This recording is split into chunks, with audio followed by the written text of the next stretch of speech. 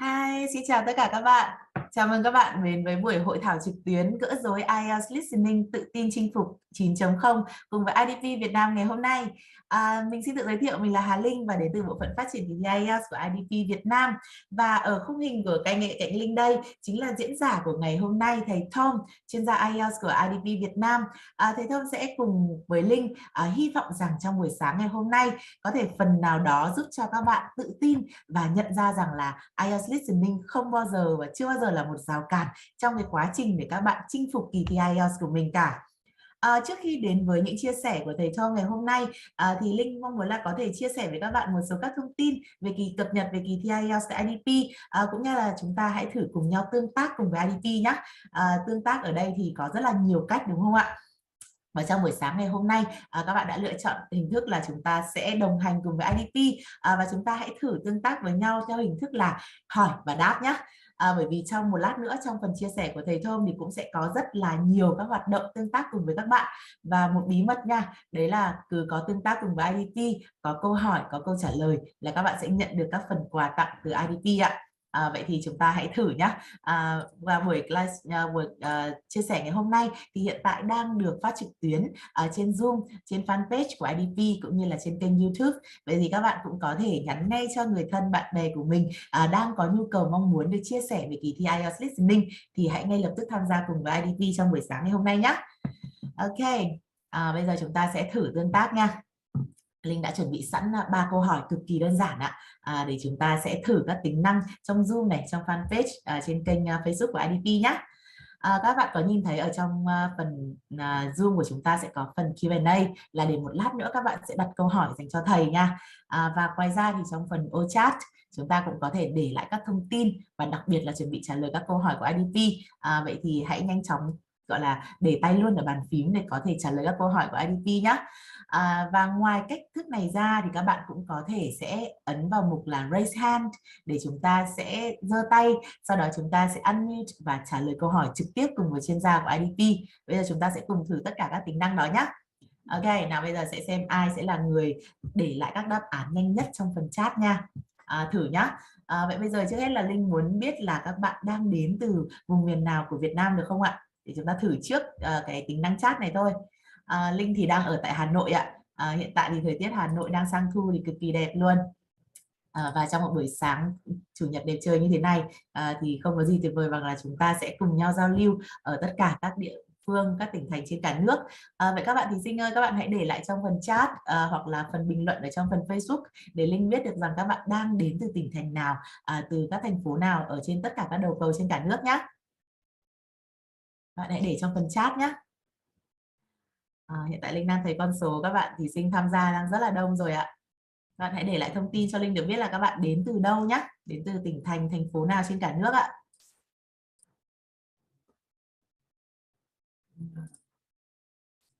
Ok, các bạn hãy để lại lời nhắn ở phía trong phần box này nha. Phần này rất quan trọng nha, bởi vì một lát nữa thì trong phần chia sẻ với thầy chúng ta cũng có thể đặt câu hỏi trong này hoặc là trả lời câu hỏi của thầy nhé.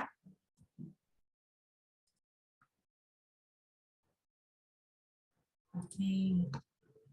Ở đây Linh đã thấy các bạn đặt câu hỏi rất là nhiều ở trong phần Q&A rồi. Nếu các bạn đang tham gia qua Facebook thì hãy để lại trong phần bình luận nhé. Các bạn hỗ trợ của IDP sẽ đưa các câu hỏi này đến cho thầy của chúng ta. Hãy lưu ý là chúng ta có 2 mục nha, phần Q&A và phần chat nha. Đang có một bạn thí sinh tham gia trong Zoom cũng đang để lại câu hỏi mong muốn bằng cách là raise hand. Các bạn có thể để lại thông tin của mình để Linh có thể gọi các bạn trả lời câu hỏi nhé. Rồi, chắc là phần chat này thì quá đơn giản rồi đúng không mọi người? Linh biết là ngày hôm nay thì các bạn đến từ rất là nhiều các tỉnh thành trên cả nước, và hy vọng rằng là chúng ta sẽ có một buổi sáng rất là nhiều thông tin hữu ích cùng với nhau. Vậy tiếp theo thì Linh sẽ có một số câu hỏi liên quan đến kỳ thi IELTS để các bạn có thể trả lời nhé. Hiện tại là phần chat tính năng chat đang chưa hiện ra được ạ, thì các bạn hỗ trợ của IDP các bạn hãy kiểm tra lại giúp Linh nhé. Thế thì các bạn tạm thời để lại trong phần Q&A cho Linh được không ạ? Rồi, bây giờ để đến câu hỏi đầu tiên nha. Các bạn hãy thử cả hai tính năng nhé. Thế bây giờ có bạn nào có thể raise hand, giơ tay và trả lời câu hỏi được không ạ? Trả lời trực tiếp trên sóng live trực tiếp của IDP nha. Rồi, mình đang thấy bạn Minh giơ tay này. Minh ơi, em có thể unmute và trả lời câu hỏi được không? Xin chào Minh. Rồi. Phần chat đã có thể thực hiện tính năng của mình rồi mọi người ơi. Rất là nhiều các bạn đang say hello từ các vùng miền khác nhau trên cả nước. Có bạn là Lê Hoàng đến từ Quảng Nam này, Mai đến từ Bắc Ninh, Trang Trần đến từ Đà Nẵng, Phú Mỹ, Hà Nội. Wow. Và bạn Lê Hoàng cũng đang chia sẻ là đến từ Quảng Nam nhưng hiện tại thì đang ở thành phố Hồ Chí Minh và thời tiết của Hồ Chí Minh đang là cuối mùa mưa nên khá là dễ chịu. Đây cũng là một điều rất là thích khi mà chúng ta cùng có thể tham dự một cái sự kiện cùng nhau từ rất là nhiều điểm khác nhau, đúng không mọi người? Có các bạn thí sinh đến từ Thái Bình, Thanh Hóa. Ok, rất là nhiều ạ. Và xin được bật mí nhẹ về các bạn thí sinh của chúng ta là tất cả các tỉnh thành mà các bạn vừa mới nhắc đến thì hiện tại IDP đều đang có các kỳ thi IELTS của mình ngay tại thành phố mà các bạn sinh sống nha, để các bạn có thể dễ dàng đăng ký thi cũng như là tham dự kỳ thi IELTS một cách thuận lợi nhất ạ. Ok, vậy bây giờ chúng ta sẽ đến với một vài câu hỏi nhé. Câu hỏi đầu tiên thì Linh mong muốn là các bạn sẽ trả lời theo hình thức là typing, sẽ điền câu trả lời ở trong phần chat nha. Linh sẽ chọn ra 2 bạn có đáp án nhanh chóng và chính xác nhất sẽ nhận được phần quà từ IDP nhé. Các bạn sẵn sàng chưa? Rồi, câu hỏi đầu tiên rất dễ thôi mọi người. Rồi, thí sinh thi IELTS sẽ thực hiện 4 kỹ năng của bài thi IELTS theo thứ tự nào ạ? Đọc, viết, nghe, nói, đọc, nghe, viết, nghe, nói, đọc, viết, hay là nói, nghe, đọc, viết hoặc là nghe, đọc, viết, nói ạ? Wow, phần này thì phải type rất là nhanh và cẩn thận chính xác mọi người nha. Ok, vì câu hỏi này hơi khó một xíu nên là Linh sẽ để thời gian khoảng 20 giây cho các bạn submit câu trả lời nhé. Có thể để lại màu sắc cũng được nha. Rồi, vào câu trả lời nhanh quá mọi người ơi, Linh chưa kịp kiểm tra luôn ạ. Chúng ta hãy chọn câu trả lời theo màu sắc cũng được nhá, hoặc là gõ đầy đủ câu trả lời cho Linh ạ. Rồi, để Linh sẽ kiểm tra nhá. Có ai trả lời đúng không ạ? Có 2 màu xanh mọi người nhé. Xanh lá cây này, xanh da trời nha. Rồi. Ok, đáp án màu nào đây ạ?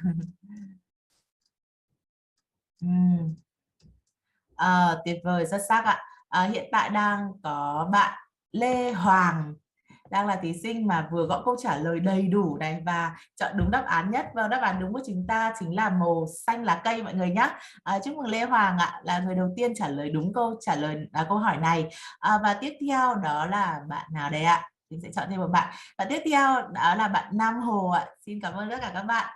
Với câu hỏi này thì Linh mong muốn các bạn hãy lưu ý một chút khi mà đăng ký thi cùng với IDP nhé. Đấy là khi mà tham dự thi hãy lưu ý là 3 kỹ năng nghe đọc viết sẽ được thi vào một buổi sáng của ngày mà các bạn đã lựa chọn vào lúc ban đầu, lịch thi mà các bạn đã lựa chọn ban đầu, và lịch thi nói có thể là trước ngày thi chính hoặc là chiều cùng ngày với cả lịch thi nghe đọc viết, hoặc là sau ngày thi nghe đọc viết của chúng ta nhé. Rất là linh hoạt để các bạn có thể lựa chọn cho mình lịch thi nói phù hợp với cả mong muốn của mình ạ. Vậy các bạn hãy theo dõi cái thông tin hướng dẫn của IDP để các bạn sẽ nhập cú pháp và nhận các phần quà tặng từ IDP nha. Rồi, đấy là phần quà tặng đầu tiên đã được trao cho 2 bạn thí sinh của chúng ta rồi. Câu hỏi tiếp theo mọi người nhé. Ở câu hỏi này thì Linh sẽ chọn ra một bạn có đáp án chính xác và nhanh nhất ạ. Rồi, câu hỏi số 2. Thí sinh sẽ được cung cấp bao nhiêu bảng điểm IELTS gốc ạ? Bảng điểm gốc. Thi thì rõ ràng là kết quả thi là một điều rất quan trọng đúng không? Và chúng ta sẽ lấy được bảng điểm, đó chính là thành quả cho sự cố gắng nỗ lực của chúng ta trong thời gian rất là dài. Rồi. Ok, rồi Linh đã nhận được rất là nhiều thông tin. Vâng, nhanh chóng nhất thì các bạn chỉ cần gõ một số thôi đúng không? Hoặc là một chữ cái duy nhất, xin lỗi, một từ duy nhất ạ. Và 2 bạn thí sinh đầu tiên của chúng ta rất là nhanh cùng trả lời vào lúc 9:39 thì chắc là Linh lại phải có 2 phần quà cho các bạn rồi. Đó là bạn Ly Đồng ạ và bạn Ngọc Minh Đinh. Đáp án chính xác của chúng ta là mỗi thí sinh sẽ có một bảng điểm gốc duy nhất mọi người nhé. Các bạn sẽ không được cấp lại đâu ạ. Đây cũng là một cái thông tin rất là quan trọng và các bạn nên nắm được nhé. Và tuy nhiên thì Linh hiểu là các bạn còn sử dụng cái bảng điểm IELTS này ở rất nhiều các mục đích khác nhau. Chính vì vậy thì các bạn có thể đến IDP để được làm cái thủ tục là in thêm bảng điểm. Nhưng hãy lưu ý này, các bảng điểm này thì sẽ không được gửi về cho cá nhân thí sinh nữa, mà bắt buộc phải gửi từ IDP đến các trường học hoặc là các nơi mà các bạn cần phải gửi bảng điểm của mình nhé. Hãy lưu ý điều này ạ. Rồi, câu hỏi số 3. Ok, sẽ có thêm 2 bạn nữa sẽ nhận được phần quà tặng trong phần câu hỏi này nha. Nhìn kỹ này. Ở phần câu hỏi này thì để thống nhất nha, chúng ta sẽ chỉ cần để lại câu trả lời là màu của đáp án đúng nhá. Mình có màu đỏ này, màu cam, màu xanh lá cây và màu xanh da trời nhá. Ok. Câu hỏi số 3. IDP là viết tắt của từ gì ạ? IDP là viết tắt của từ gì ạ? Vâng, câu trả lời cũng rất là nhanh chóng luôn ạ. Ok, vậy thì Linh không còn lo lắng gì cho phần tương tác sắp tới của các bạn với thầy rồi. Ok, xin chúc mừng bạn Công Ngô và bạn Nguyễn Quân đã là 2 bạn thí sinh xuất sắc tiếp theo sẽ giành được phần quà tặng của IDP. Ok, cảm ơn các bạn rất là nhiều. Rồi, vậy là chúng ta đã có một phần khởi động trong buổi sáng ngày hôm nay. Linh nghĩ là khá là rộn ràng bởi vì là câu trả lời thì được gõ liên tục rất là nhanh chóng ạ. Và một lát nữa thì Linh hy vọng rằng các bạn cũng có thể đặt các câu hỏi cũng như là tương tác trực tiếp cùng với thầy để được nhận các phần quà tiếp theo từ IDP nhé. Rồi, vậy bây giờ chúng ta sẽ cập nhật một số các thông tin liên quan đến kỳ thi IELTS tại IDP trước khi thầy sẽ chia sẻ với các bạn về kỹ năng IELTS listening nhé. Vừa nãy thì chúng ta vừa nhắc đến viết tắt của IDP đúng không mọi người? Và IDP thì rất là tự hào khi mà là nhà đồng sở hữu chứng chỉ IELTS. Và không chỉ có vậy thì IDP còn rất đa dạng trong rất nhiều các dịch vụ của mình dành đến cho các bạn thí sinh. Có lẽ là các bạn thí sinh ở đây thì đâu đó có thể tạm thời các bạn quan tâm hoặc biết đến IDP với vai trò là đơn vị đồng sở hữu và là đơn vị tổ chức kỳ thi IELTS ở tại Việt Nam.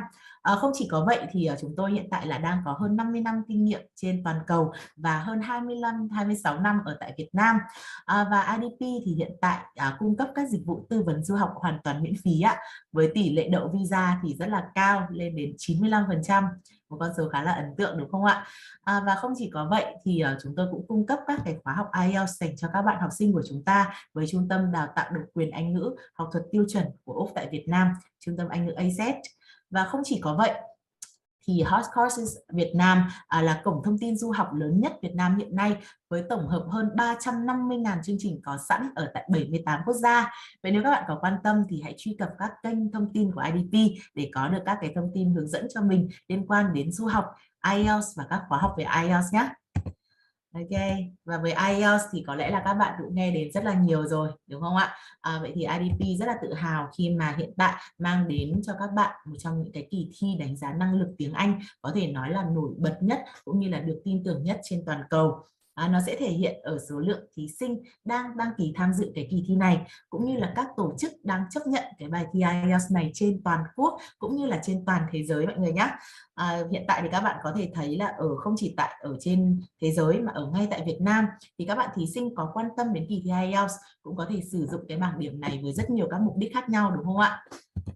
Và không chỉ có vậy thì hiện tại với vai trò là đơn vị nhà khảo thí IELTS thì chúng tôi còn tự hào khi là đơn vị mang đến kỳ thi IELTS trên máy tính đầu tiên ở tại Việt Nam. Các bạn có thể tham dự cái kỳ thi IELTS này ở rất nhiều các tỉnh thành trên toàn quốc.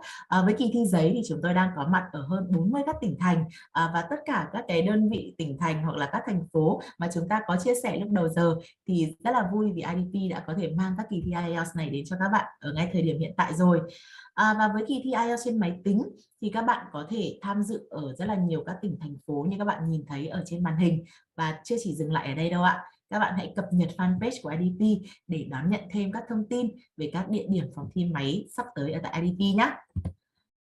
Rồi, câu hỏi tiếp theo mà rất là nhiều thí sinh có thể cũng đang hỏi ở thời điểm này đó là các bạn sẽ tham dự bài thi IELTS trên giấy hay là trên máy tính. Vâng, thực ra thì xin chia sẻ với các bạn rằng không có cái hình thức thi nào sẽ là tốt hơn hay là ít tốt hơn đâu ạ. Mà các bạn hãy tự mình trải nghiệm để lựa chọn ra cho mình cái hình thức thi phù hợp nhé. Và làm thế nào để biết là có phù hợp hay không thì Linh xin chia sẻ với các bạn cái format thi của cái kỳ thi trên máy tính thì hoàn toàn tương tự với thi giấy ạ. Và các bạn sẽ nó chỉ khác nhau ở chỗ là các bạn không dùng bút, không dùng tẩy để làm bài, mà sẽ dùng máy tính, dùng chuột để làm bài thôi.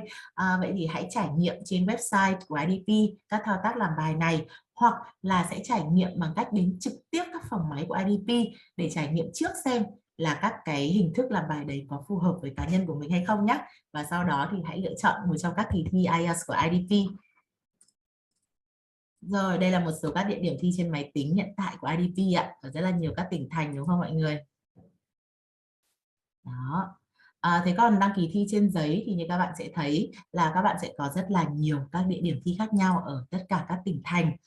Và IDP thì mong muốn là sẽ hỗ trợ cho các bạn cả trước, trong và sau kỳ thi của mình. Với trước kỳ thi thì các bạn có thể thỏa thức luyện và sức luyện tập cùng IELTS Prepare chỉ có tại IDP thôi. Với IELTS Prepare thì các bạn sẽ có các cái bộ tài liệu luyện thi IELTS rất là cập nhật, cũng như là các cái thông tin hữu ích dành cho các bạn để chuẩn bị cho kỳ thi của mình. Ngoài ra thì các bạn hãy cập nhật trên các kênh truyền thông của IDP. Chúng tôi đã có mặt trên TikTok, trên YouTube, trên fanpage Facebook và rất là nhiều các kênh khác nữa. Ở đây thì các bạn có thể thấy này, sẽ có rất là nhiều video hữu ích ngắn và cô đọng các thông tin hữu ích dành cho các bạn thí sinh của chúng ta có thể cập nhật được thông tin nhé. Ok, và đấy là một số các thông tin mà trong buổi ngày hôm nay mà Linh ngắn gọn mà Linh mong muốn có thể chia sẻ đến các bạn. Còn chắc chắn rồi, các bạn sẽ cần phải chuẩn bị quan trọng nhất đấy là kiến thức cho mình đúng không ạ? Và một trong các kỹ năng làm bài của IELTS đó chính là IELTS Listening. Vậy thì với IELTS Listening này thì các bạn sẽ cần phải đến chuyên gia của chúng ta rồi đúng không? Và trước đó thì các bạn hãy lưu ý này, sau khi nghe xong các thông tin và đã cảm thấy là mình sẵn sàng để đăng ký thi rồi thì hiện tại thì IDP đang có rất nhiều các ưu đãi hấp dẫn nha dành cho các bạn thí sinh của chúng ta khi đăng ký thi. Các bạn sẽ nhìn thấy là một cái deal rất là lớn, đó là gì ạ? Phiếu mua sắm 500.000 đồng, các khóa học ôn luyện chuyên sâu 4 kỹ năng của IDP, cả 4 kỹ năng mọi người nhé, và bộ tài liệu thi độc quyền của IDP nữa. Thì rất là hy vọng có thể đón tiếp được các bạn đến với các kỳ thi IELTS của IDP, và đặc biệt là các bạn hoàn toàn có thể trải nghiệm miễn phí bằng các kỳ thi thử của IDP đang diễn ra hàng tuần nha. Hãy truy cập fanpage của IDP để cập nhật được các thông tin này nhé. Và ngay sau đây thì không để mất thời gian của các bạn hơn nữa, chúng ta sẽ được gặp gỡ với chuyên gia IELTS của IDP, thầy Tom, để cùng nhau gỡ rối IELTS Listening và tự tin chinh phục 9.0 nhé. Ok, hi Tom. You ready? Hello. Yes, good morning. Thank you. So good morning, everybody. Let me share my screen with you.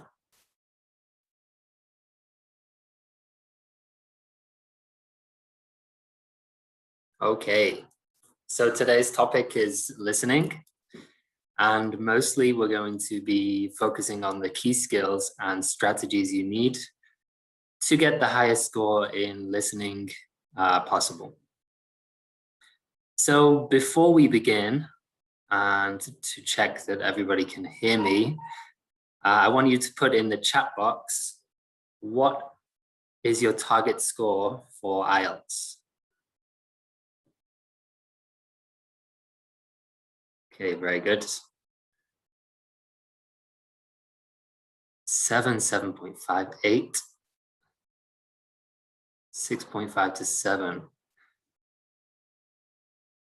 Okay, very good. So I can see there's a big range, but mostly is around 7 to 8, which is a high score. So of course, one of the sections that you can do well on and you can practice is listening to get a high score. So today we're going to tackle some of the skills you need to practice and strategies to help you get a higher score in listening. I also have one more question for you. How long have you been studying for IELTS? You can also type in the chat box. Okay. Many years. 2 days. Okay, so there's a big range again, from 2 days to many years. Okay, that's very good. But regardless of how many years or months or days you've been studying, I hope this will be helpful for you today. If not, it's just something to add to your practice. Yesterday, wow, okay. So I'm hoping this will be very useful for you. So throughout today, I'll show you what we're going to be covering. So first of all, we'll just have a very quick overview of the listening, because I'm sure most of you are very familiar with the test already. Some important information to remember and to know before going into your test. As we mentioned, the key skills that you will need to use during your test, and also you will need to practice before your test. Some strategies that will help you to score higher and do well on the test. And then finally, we'll have some listening practice questions. There will be shorter questions throughout, where you will have a chance to listen to some audios and answer the questions. But at the end, we will do a full set of questions. So just before we dive in, if you have any questions during the workshop, you can put in the chat box. Or if you have a question for the end, you can put in the Q&A box, and I will try to answer all of them at the end. We'll have some time. So if you have many questions, I'm sorry if I don't answer them all, but I will try my best. Okay, so on to the listening overview. Now, do you know how long the listening test is?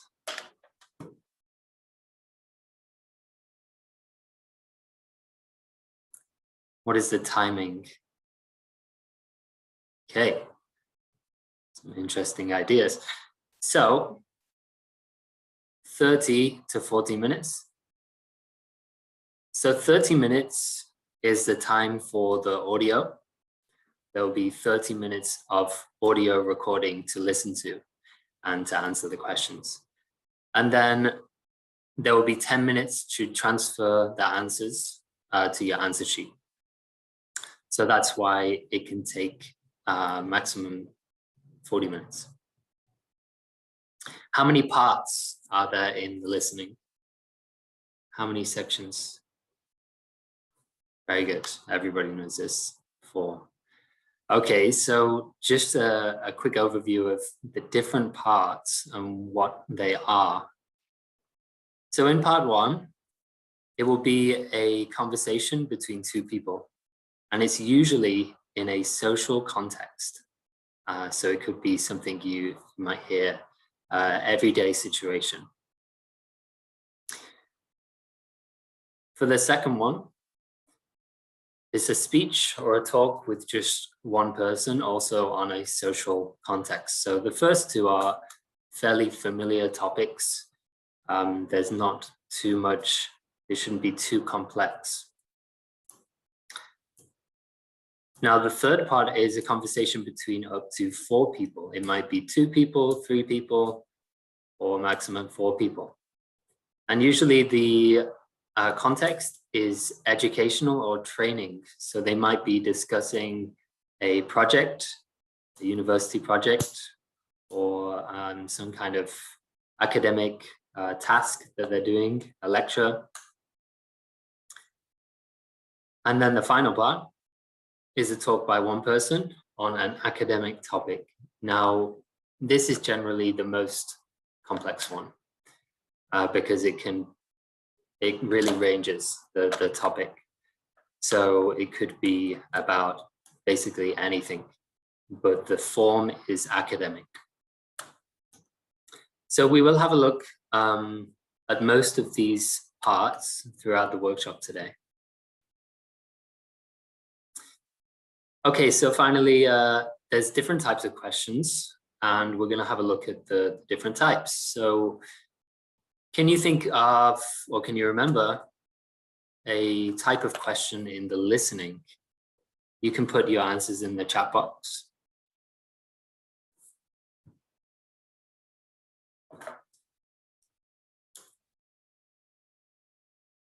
MCQ. Filling blanks. Map. Sure. What do we have to do with a map? Do we have to draw a map? Form completion map, matching. That's maps, yes. Okay, very good. So we'll go through some of the question types. There might be a multiple choice. There's matching exercises. There's plan, map, diagram, labeling. So we have to label a map or a plan or a diagram. Okay, we have to complete a form, a note, table, flowchart, or summary. And finally, there's sentence completion. So sentence completion is also kind of like a fill in the blank. Yeah. Okay, so another question. Which question type do you find the most challenging? What is the most difficult? Map, matching, multiple choice. Multiple choice, diagram, sentence completion. Fill in the blank, that's sentence completion, map. Okay, so again, all of them. That doesn't exactly answer my question. Yeah, there's a big variety. So different people will find different things challenging, and it also depends on the audio and how complex the audio is. So today we're going to focus on a variety of them. We're not going to be able to cover all of them, but if you have questions at the end about your specific challenging question, then you can type it in the Q&A later. Okay, so before we move on to the skills, here's some important information about the test. So you might take the computer-based or the written test, and just to note that there's a major difference here in the answering. So for the computer-based test, you will not have 10 minutes extra to input your answers. But in the written test, you will get 10 minutes after the audio to transfer your answers to the answer sheet. Watch out for the word count limit on each of the questions. There is a word count limit, and you have to write a specific amount of words that the question will state. So we will look at this. Okay, you have some time to pre-read the questions. Not only during the audio, they give you time at the beginning, but even before the audio begins and you turn your paper, you can start looking at the questions. So watch out for spelling. Your spelling has to be absolutely accurate for you to get the point. If you're missing one letter is wrong, then you will not get the point for that question. And during the test, you only get to listen to the audio once. So it's very important that you focus, stay calm, and you will only get to hear it once. So you should try to follow it systematically. And today we're going to look a lot about this point. So hopefully you can pick up some useful tips to do that, and then you won't have to panic in the test. Okay, so the key listening skills that we're going to talk about today are prediction. So prediction is something you do before you listen to anything. And it really helps you to understand the question and to know and anticipate what the answer might be.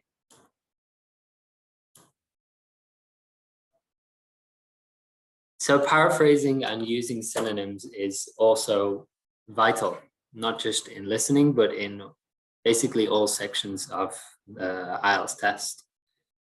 So we're going to have a look specifically for listening today about how to paraphrase and use synonyms effectively to try to get the right answer.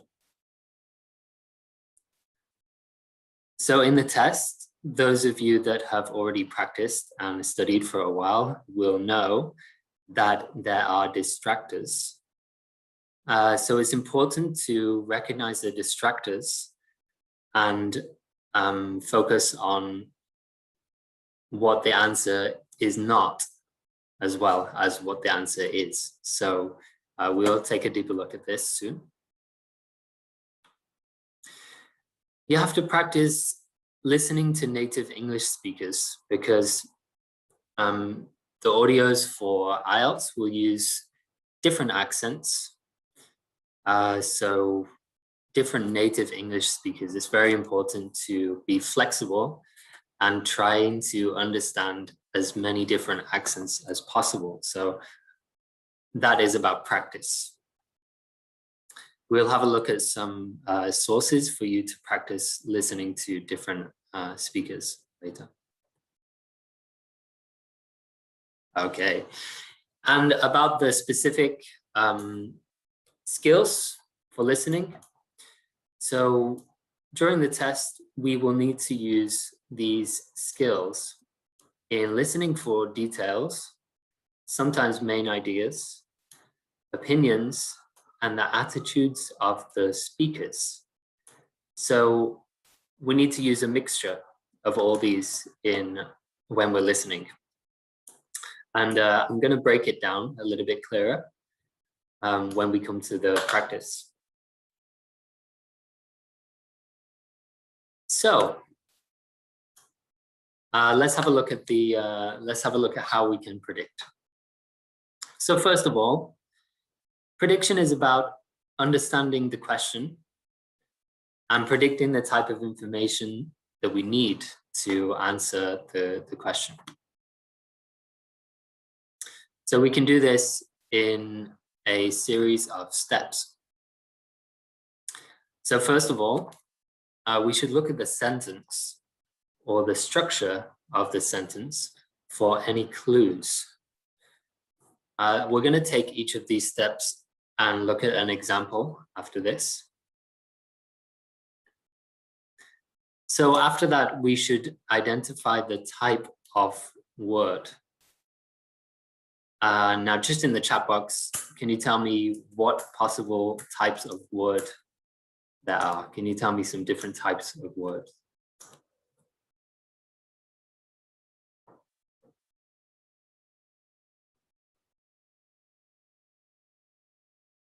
Letter and number. Noun, verb, adjective. Okay. Any more? Adverb, verbing. Name, number, address. Yep, that's the type of information. Okay, let's have a look. So here's some examples. So yes, we have nouns. Now, there's different types of nouns. Who can tell me an example of a proper noun?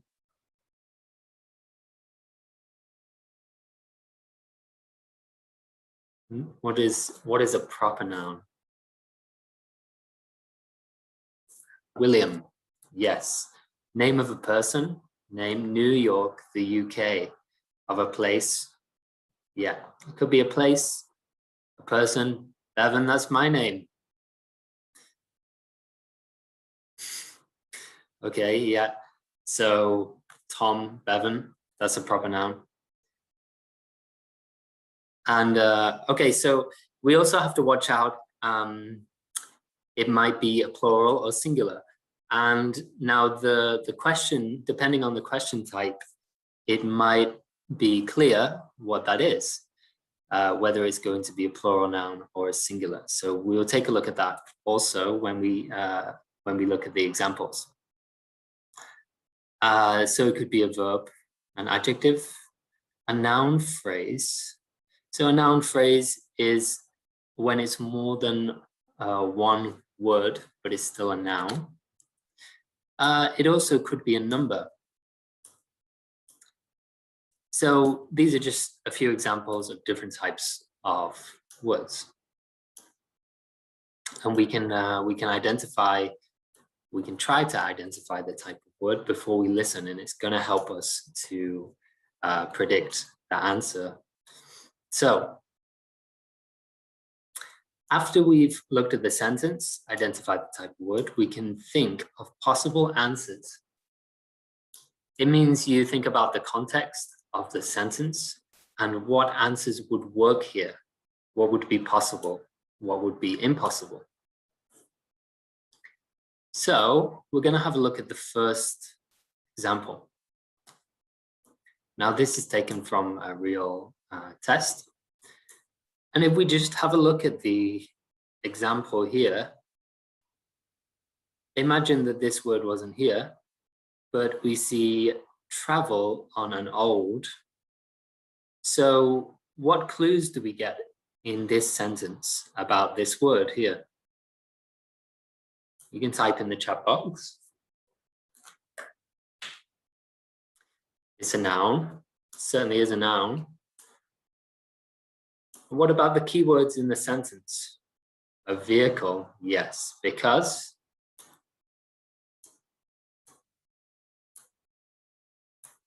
yeah, is it plural or non-plural? Okay, travel, yes, so we have the word travel. We know it's going to be some kind of vehicle, transportation, non-plural because we have an, old. And secondly, we have on. Now, on is a preposition we can only use with some transport. So on a ship, we wouldn't say on a car. So that kind of rules out some different transportation, but it shows us that it could be a ship. So let's have a look at the first one, the first real one. So have a look at this sentence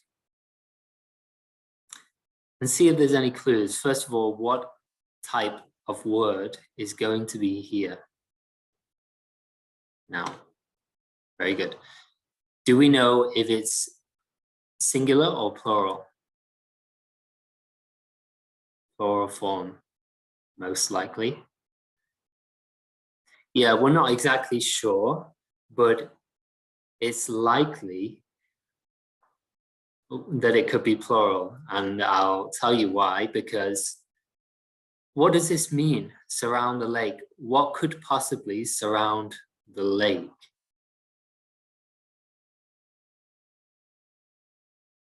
Trees, yes. Mountains. Mountain or mountains? So if it's surround, then it's all around the outside of the lake. Okay, so that means it's probably going to be plural. But there's a good idea here. It could be view. But if it was view, it would be surrounds. The view that surrounds the lake. So surround, tell us that it's going to be a plural. Okay, let's have a look. Let's have a look. It is indeed mountains. So mountains is correct. And if you already predicted it could be trees or mountains, you're on the right track. Then you just need to listen. When you hear take photos, and then you can hear clearly that it's mountains. All right, what about number 2? Okay, again, we have a really big clue here. What's the clue?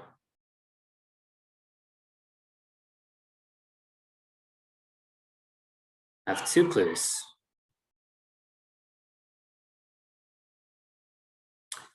Two clues for number 2. Yeah, so we have ride on, right? We know it's going to be some kind of transportation vehicle, maybe. Can you take a guess what it could be? We have camel, horse, bike. So it seems like this whole thing is about nature. We have mountains, lakes, feed the sheep, farms.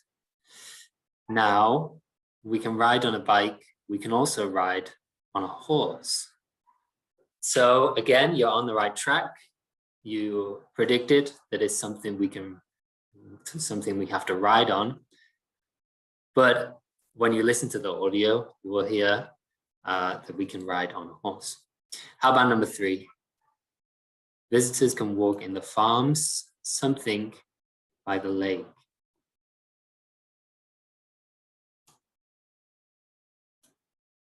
A noun, sure. Yeah, the farms, it belongs to the farm. Something that's in a farm or on a farm. What could it be? Any guesses? Path. House. Yeah, not sure if it's singular or plural yet. That's true. It can't be an adjective because it's the farms, noun. The farms, something. Okay, somebody had the right answer. However, you need to watch. Yes. So again, we're not sure if it's singular or plural. It could be both. So in this case, both answers are accepted. It could be the farm's garden by the lake or the farm's gardens by the lake. Okay, the last one. How about this one? Something is available at extra cost. Food.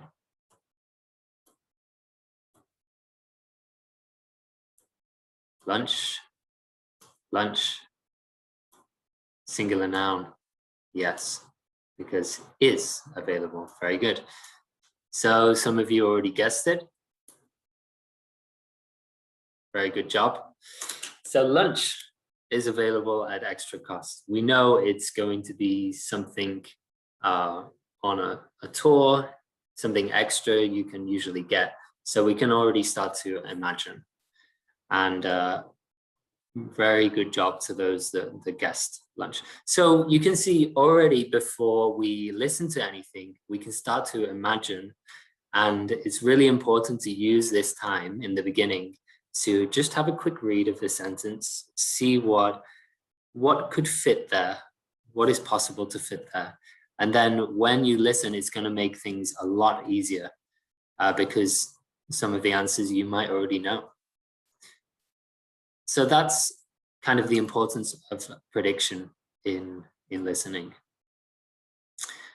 Now, let's move on to paraphrasing and using synonyms. So those of you that have studied IELTS for a long time, I'm sure you already know that paraphrasing is one of the most valuable skills needed in IELTS. You need to use it in your speaking, when you're answering questions, in your writing, definitely in your reading, and certainly in the listening.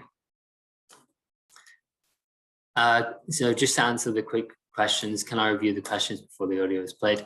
Yes, so you will have a limited time, but you can, as soon as you're allowed to turn over your paper, you should start looking at the questions. Don't waste any time. And also within the audio, they will give you some time to review the questions.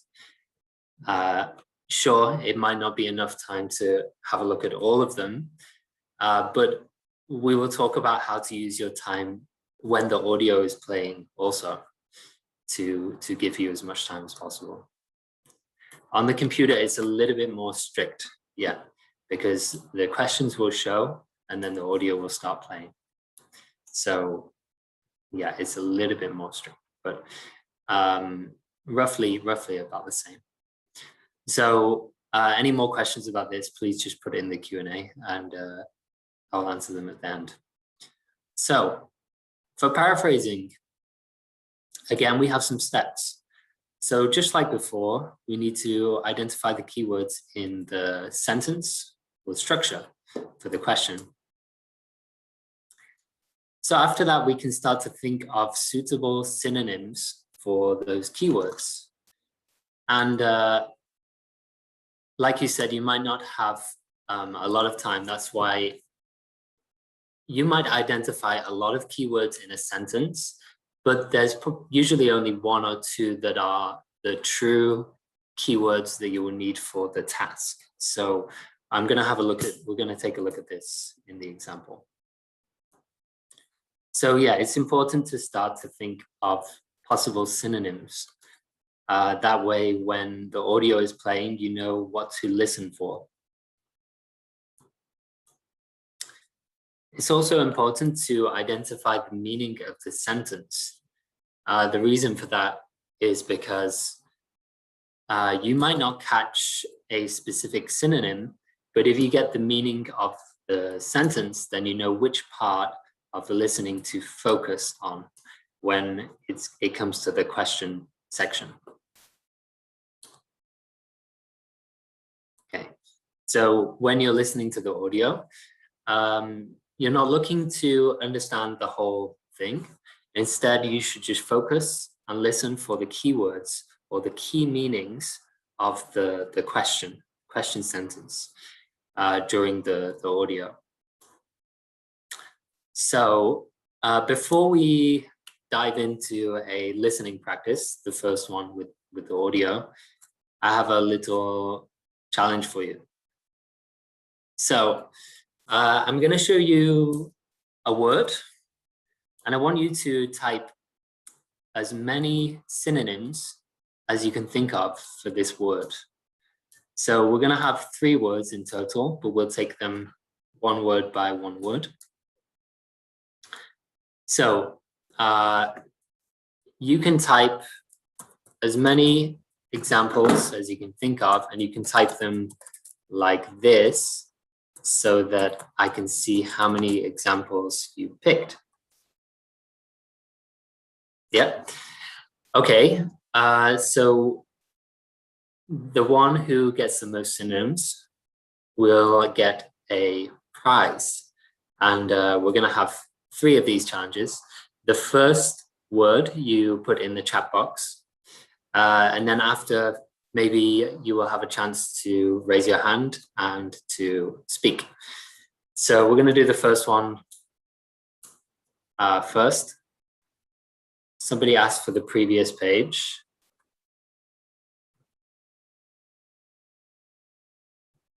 This one.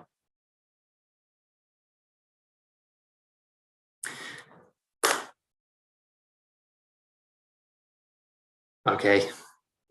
Have you got it? I need to move on. If you have a request like that, you can ask me at the end. Okay, are you ready?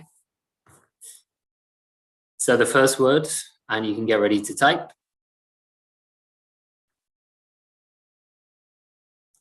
Now, how many?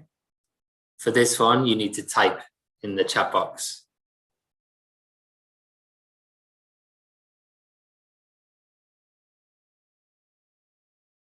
Remember, try to put your guesses together in one block.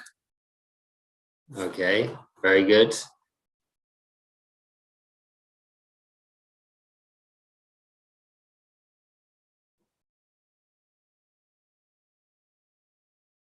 Okay, nice. Some good guesses here, especially from Wing Hang. We had threatening, hazardous, frightening, not particularly dangerous, but harmful, detrimental, definitely.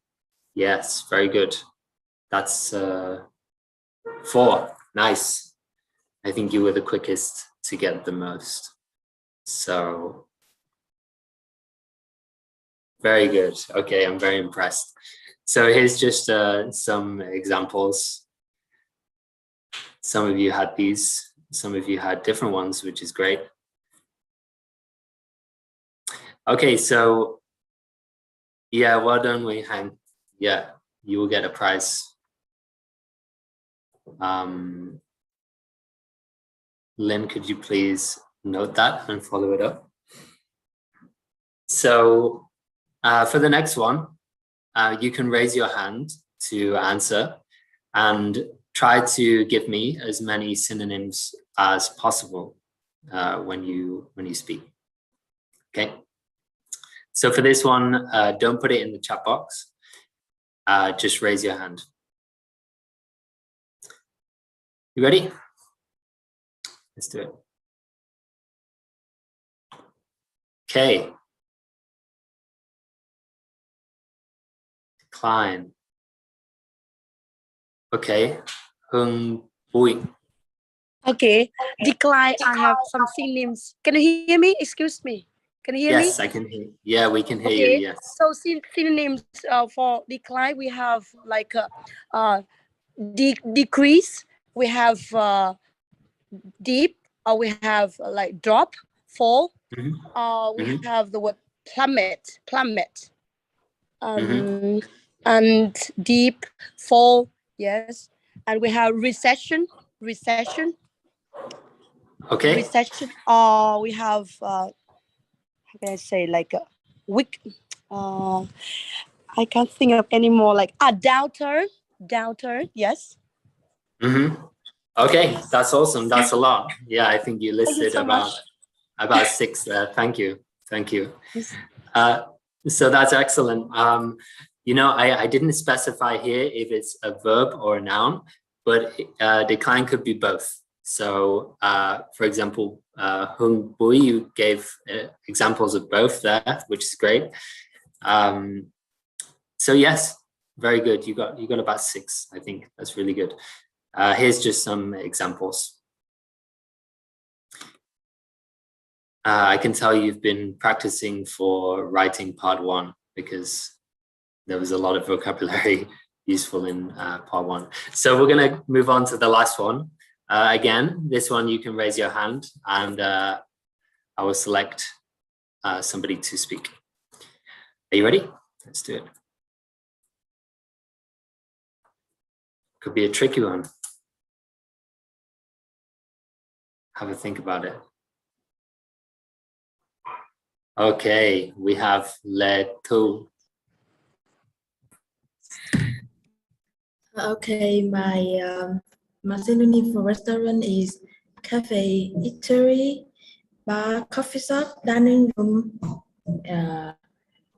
Yeah. Okay. Okay. Very good. Thank you. Yes, some good ones there. I had, yeah, very good. I just saw in the chat box a couple more suggestions. So the ones that I put are eatery, diner, establishment.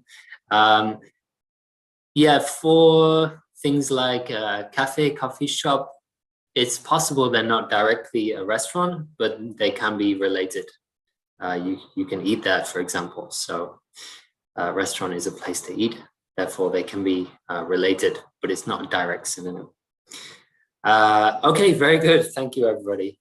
So you 3 can get a prize at the end, and I think somebody will follow up with that. So let's move on to actually practicing synonyms in relation to the listening test. So here I have a question. This is also from an official test. The instruction for this is to choose the correct letter. So having a look at the sentences here, the questions, what would you identify as the keywords here? You can put in the chat box.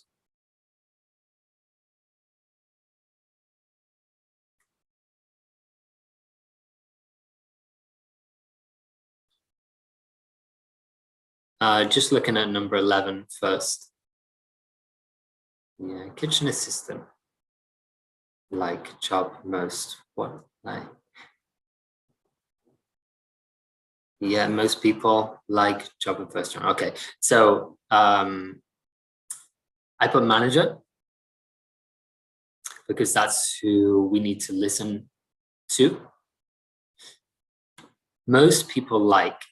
So most people like, we need to listen for what most people, not some people, not a few people, but most people.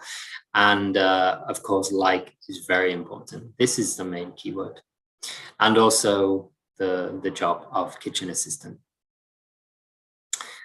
So let's take like. What is a synonym for like?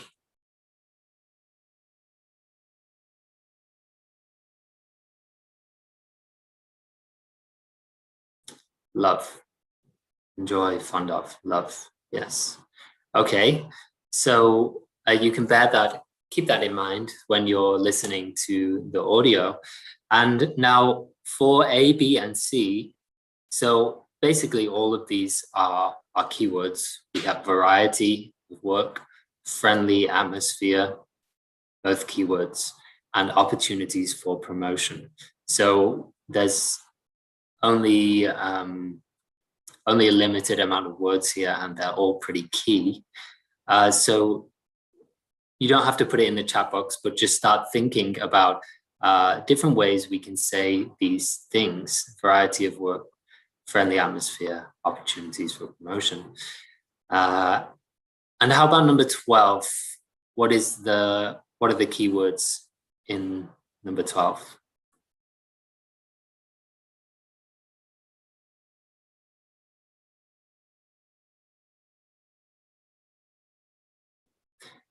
Concerned, manager, new staff. Manager, concerned, new staffs. Okay, very good. So you're already familiar with how to pick out the keywords. So that's going to help you to follow the audio and to paraphrase while you're listening. So we're going to go ahead and listen to this section. And I want you to try to answer them. So we're going to listen to the parts that contain 11 and 12, and you can answer both questions. Put a letter for each question. Okay. Section 2. I'm just going to skip to the part. Questions 11.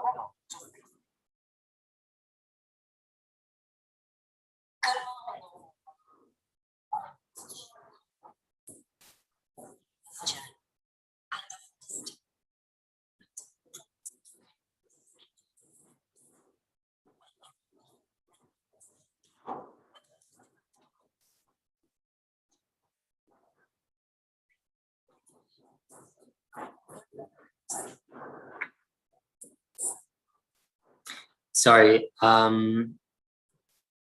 nobody can hear. Can you hear a little bit or just not clear?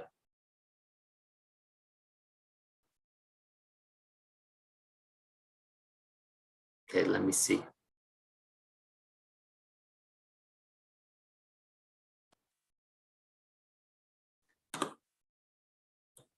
Let me try again.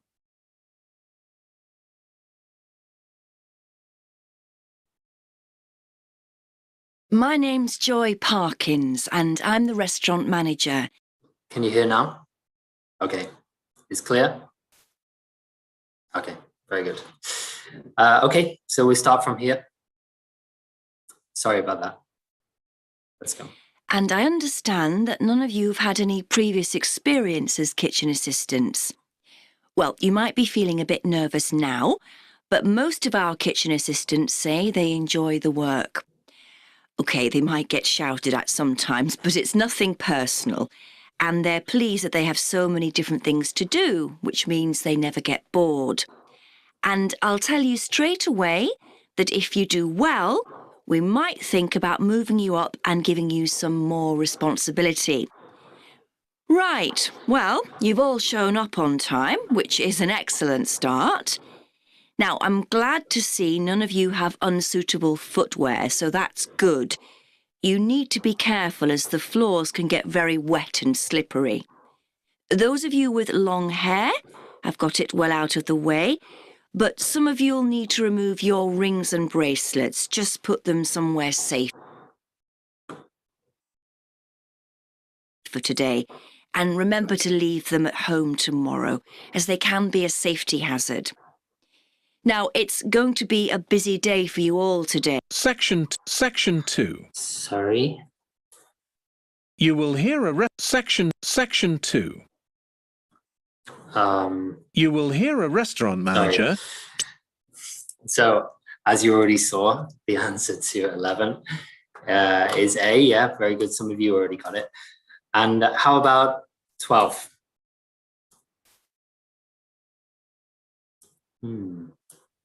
Okay, some different answers, some right answers. It's also A. Now, there were some distractors in there. We're going to focus a little bit on distractors soon. But who can tell me why 11 was A? A lot of distractors, yeah, there usually is. Why is 11A? What did she say? Can you remember? That makes it the variety of work. Not getting bored is a clue. Yeah. So many different things to do. Yes, different things to do. Variety of work. It's paraphrasing. Okay, and she also said enjoy. So a lot of the staff enjoy or are pleased that there are a lot of things to do. Yeah, pleased. She also said pleased. So we know that it's variety of work. She did mention the opportunities of promotion, but that was after she started talking about what people like, enjoy, are pleased about. So how about 12? How do we know that it's jewelry?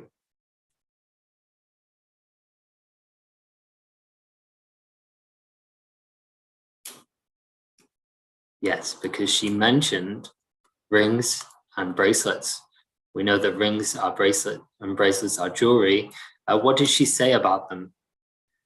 Yeah, you should keep them or leave them at home. And why is she concerned? How do we know she's concerned? Unsafe, right?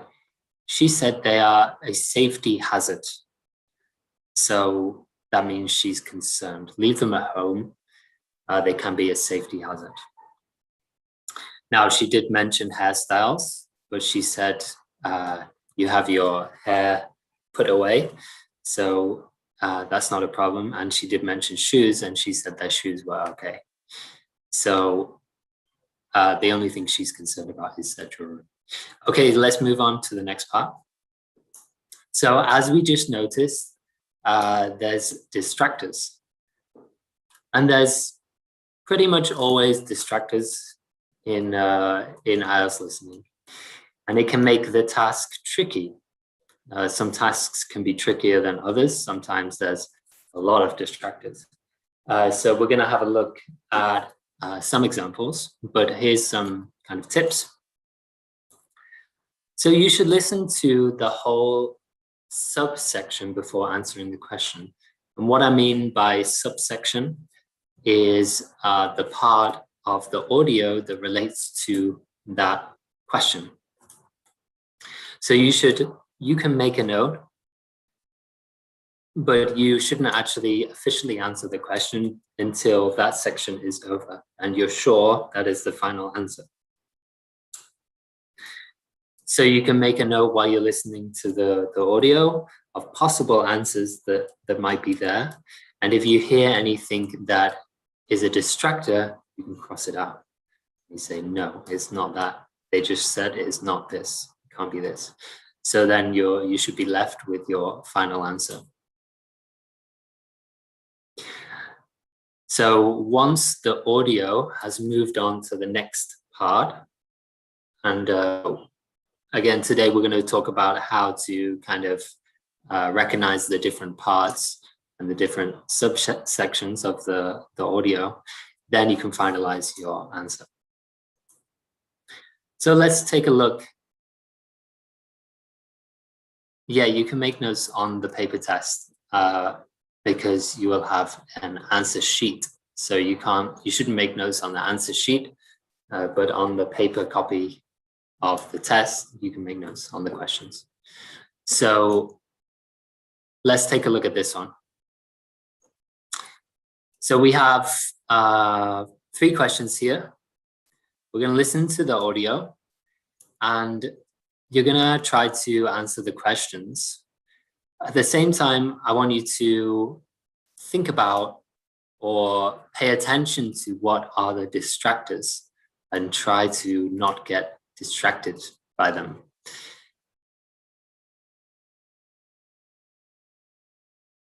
Okay, so I'll go back to the last page, the previous page after this, okay? So again, I'm going to skip to the part that's relevant. This is the sections of this audio.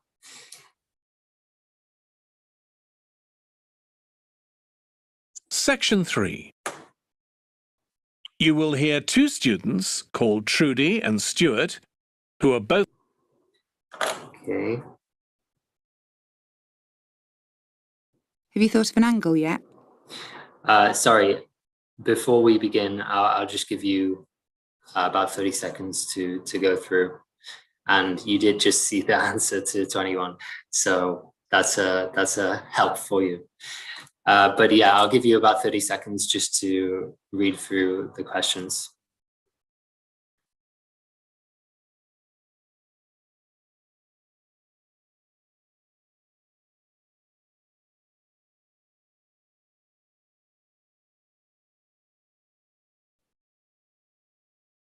Okay. And answer questions 21 to 23. OK, Stuart, we need to start planning our paper on public libraries. Have you thought of an angle yet? Well, there's so much we could look into. How libraries have changed over the centuries, for instance, or how different countries organise them. What do you think, Trudy? Maybe we should concentrate on this country and try and relate the changes in libraries to external developments, like the fact that far more people can read than a century ago, and that the local population may speak lots of different languages. We could include something about changes in the source of funding too. Yes, but remember we're only supposed to write a short paper, so it's probably best if we don't go into funding in any detail. Right. Well, shall we just brainstorm a few ideas to get started? OK. We obviously need to look at the impact of new technology, particularly the internet. Now that lots of books have been digitalised, people can access them from their own computers at home. And if everyone did that, libraries would be obsolete. Yes. But the digitalised books that are available online for free are mostly out of copyright, aren't they? And copyright in this country lasts for 70 years after the author dies. So you won't find the latest bestseller or up-to-date information. That's an important point. Anyway, I find it hard to concentrate when I'm reading a long text on a screen. I'd much rather read a physical book. And it takes longer to read on a screen. Oh, I prefer it. I suppose it's just a personal preference. I expect the libraries will go on evolving in the next few years. Some have already become centres where community activities take place, like local clubs meeting there. I think that'll become even more common. I'd like to think so. And that they'll still be serving their traditional function, but I'm not so sure. There are financial implications after all. What I'm afraid will happen is that books and magazines will all disappear and there'll just be rows and rows of computers. They won't look anything like the libraries we're used to. Well, we'll see. Before you... Section 3. Okay, so you already saw the answer to 21. So what do you think for the other two? We have some ideas: BCC, BAC, BAC, BC. Okay, let's take a look. 21, yes, we have B. And we're going to take another listen and see why, and have a look at how the distractors tried to trick us. So for 22, the answer is C. And for 23, the answer is also C. Yes, so I can see why some of you might have put B for 23. And I can see also why some of you might have put B or even A for 22, because distractors are tricky. So we just saw some distractors there. Now, if we take a quick listen to try and relate the changes in libraries to external developments, like the fact that far more people can read than a century ago, and that the local population may speak lots of different languages. So did you hear why it is B there? What gave you the answer to that?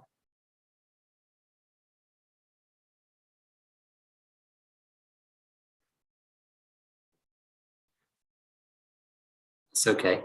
But now let's listen and see where the distractors might have been in this question. Could include something about changes in the source of funding too. Yes, but remember we're only supposed to write a short paper, so it's probably best if we don't go into funding in any detail. Right. Okay, so what was the distractor here? It's quite obvious, because he said very clearly, he said funding. Yeah, so she said, but she said it's not, they shouldn't go into it in any detail. So it's not going to be the main topic. Let's move on to... Well, shall we just brainstorm a few ideas to get started? Okay. We obviously need to look at the impact of new technology. Section 3. Sorry, Section 3. I don't know what's happening. You will hear two students called Trudy and Stuart. Section 3. Okay, let me skip to that. We obviously need to look at the impact of new technology, particularly the internet.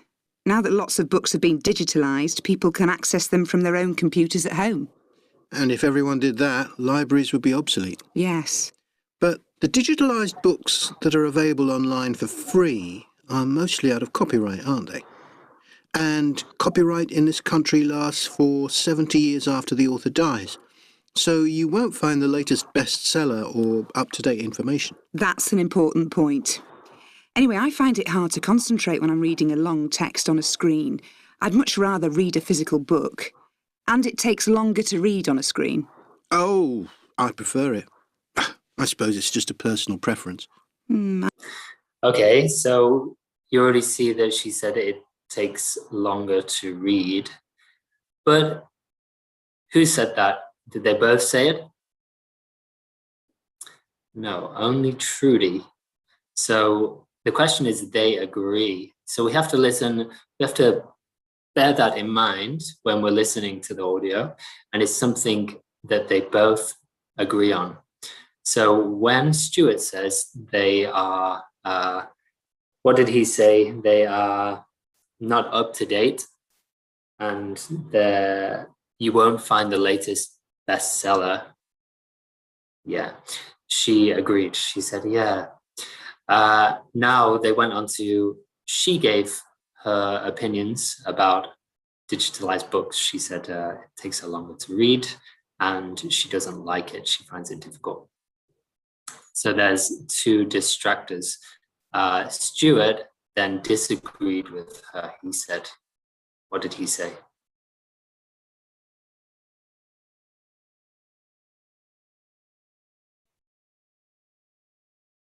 That's an important point. Anyway, I find it hard to concentrate when I'm reading a long text on a screen. I'd much rather read a physical book. And it takes longer to read on a screen. Oh, I prefer it. I suppose it's just a personal preference. He prefers it. It's a personal preference. So he prefers it. He disagrees. So 23, let's have a look. Have a listen, rather. I expect the libraries will go on evolving in the next few years. Some have already become centres where community activities take place, like local clubs meeting there. I think that'll become even more common. I'd like to think so. And that they'll still be serving their traditional function. But I'm not so sure. There are financial implications.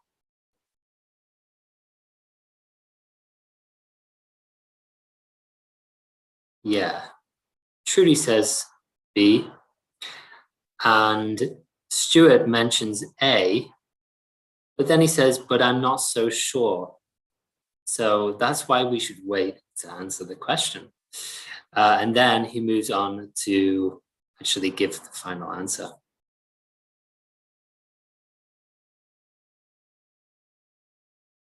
After all, what I'm afraid will happen is that books and magazines will all disappear, and there'll just be rows and rows of computers. And magazines they won't look anything like the libraries we're used to. Well, we'll see.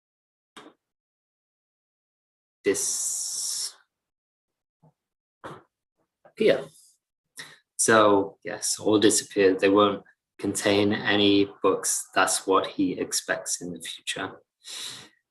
So we can see how it can be tricky. And we're just going to have another example of this, but we're not going to go into very big detail. Just a chance for you to practice again. So let me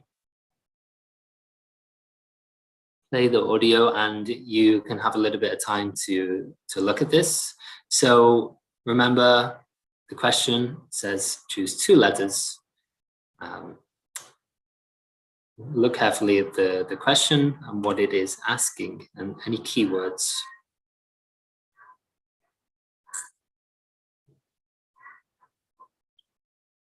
Section 2. You will hear part of a training session for new employees at a large travel company. First, you have some time to look at questions 11 to 17. 17. In this session in your training day, we're going to look at some of the more specialized holidays we offer at BC Travel. Now, the travel business is very competitive, and it's important to be aware of how the market's changing and developing. In terms of age groups, the over 65s are an important market, and one that's increasing steadily year on year. The fewest holidays are taken by the 31 to 42-year-olds, and that figure shows no sign of rising. The biggest market at present is still the youngest group, the 16 to 30s, but this group's also seen the biggest drop over the last few years, whereas there's a noticeable growth in the number of holidays taken by the 55 to 64-year-olds. As far as the 43 to 54-year-olds are concerned, bookings there are steady, but I have to say we haven't seen the increase we expected. Okay, one trend we're noticing with many distractors, but if you listen carefully and follow, you will clearly see, very good everybody, very good, that it is D and E. Okay, so we're not going to go into detail about the other ones, but I can see that you clearly listened, that they were trying to distract you. But in fact, if you look at the specific thing that they want, increasing numbers, and what they mentioned in the audio, you will see clearly that it's D and E. Okay, let's move on. So listening to native English speakers, like I said before, we should practice listening to many different accents, so that when we come to the test, we will better understand a variety of accents and it won't be an issue. Okay, so something you should try to do is familiarize and practice listening to different accents, and some kind of places you can do this are, for one, TED Talks and YouTube, of course, have a lot of different speakers. So TED Talks can be from anywhere in the world, and it could be anybody. You can particularly focus on those from native English-speaking countries, like the UK, Australia, America. And if you want to focus specifically on an accent that's difficult for you to hear, then you can have a look at these different sources. So for British, you can look at the BBC. Now, British might include England, Scottish, Welsh, or Irish. You might have a different variety of British. So in the BBC, you might get access to some of these different accents. For American, you can have a look at CNN. So if you just, for example, YouTube BBC, then you will see some different videos about different topics, and CNN are the same. And for Australian, you can Google or YouTube ABC Australia, and they have different videos about different topics, usually Australian-based content. So we're not really going to focus too much on this today, but it's just for you to practice in your own time to get familiar with different accents. So listening for details is what we have been doing so far. So I'm just going to summarize how you listen for details. So first of all, you focus on the individual questions. You don't focus on the meaning of the whole audio. Otherwise, you will waste time and you'll get distracted. Remember the distractors, as we demonstrated before. So when you're listening out for the key details relating to your question. Now, because sometimes that's limited, you just waiting for a few keywords, you also have time to look at the next question so you know what to expect next. It will also help you to know when the answer to the previous question has finished, has been given, and you can put your final answer and move on to the next question. Sorry, I can move on to the previous slide very quickly. Yeah.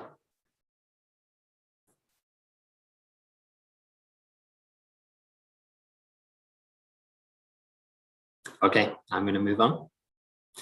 If you need another slide shown at the end, just ask me. Okay, like we said before, don't try to understand everything. Just really focus on the individual questions.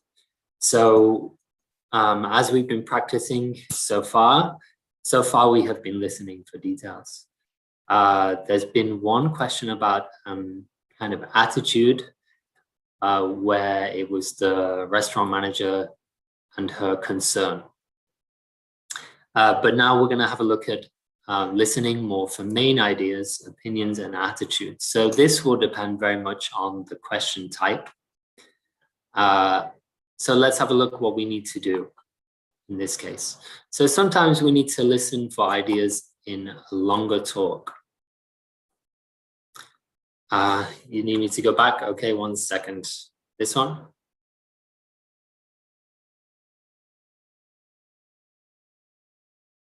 Okay. Yeah, we need to listen for the main ideas in a longer talk. The reason for this is so that we can follow the structure of the talk, and we know when the answer is going to come. So we know when we need to tune in and focus. If it's a part that's irrelevant to the question, we can start looking at the next question, and we know what to anticipate.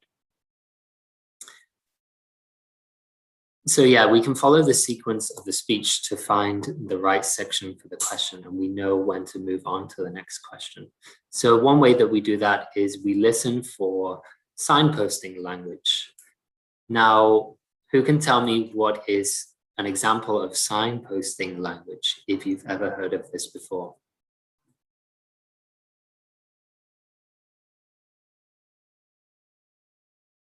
If you take it as literal, what is a signpost? A signpost tells you where to go, what to do. Yes, so we have some good examples. Next, then moving to, well, so these are all kind of keywords that you can listen to the audio to tell you that subsection has finished. You should move on and start focusing on the next question or next part. First of all, firstly, yeah. Secondly, if you're moving on from that. So just an example that I put here is they might say, now moving on to, and then they give the next topic. And so we know which section they're talking about.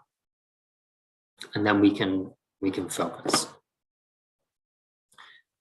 So our first example is kind of related to main idea because it's talking about the main reasons. So this is kind of a mix of listening for the main idea and listening for detail. So I want you to use what we've done so far in analyzing the sentence, the keywords, thinking about some synonyms for the words here. We have making new friends, learning a useful skill, different culture, risk, and good value for money. So we're going to try this one. Let me... Section 2. I'm going to skip to the relevant part.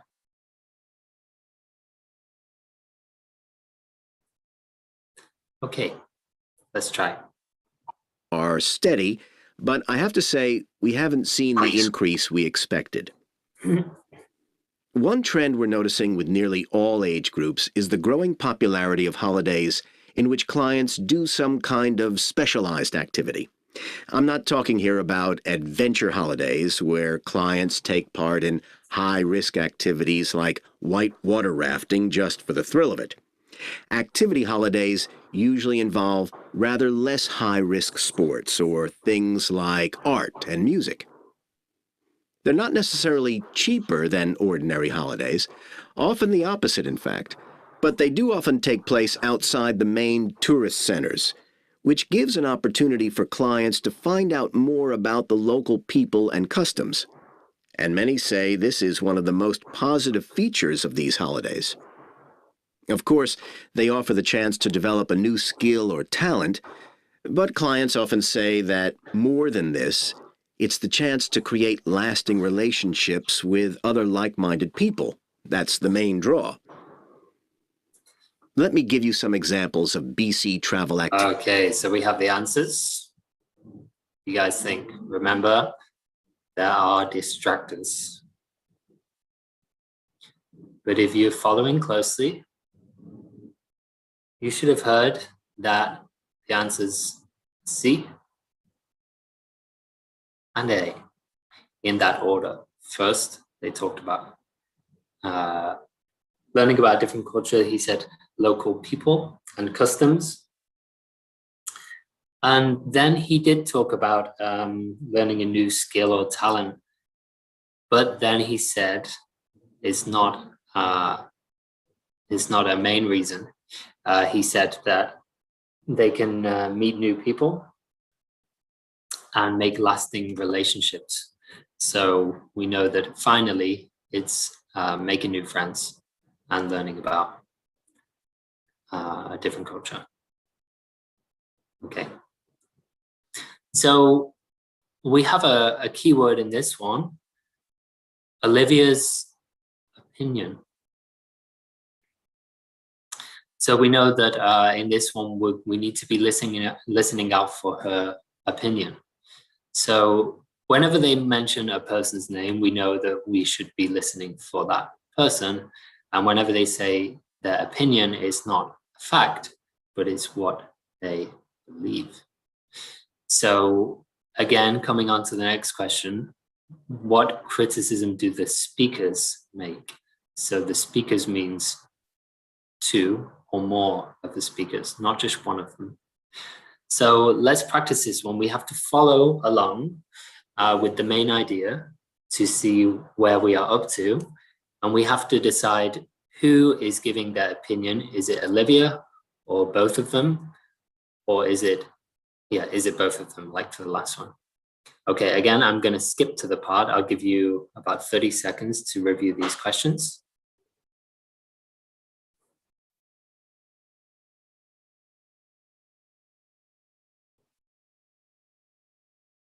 Section 3.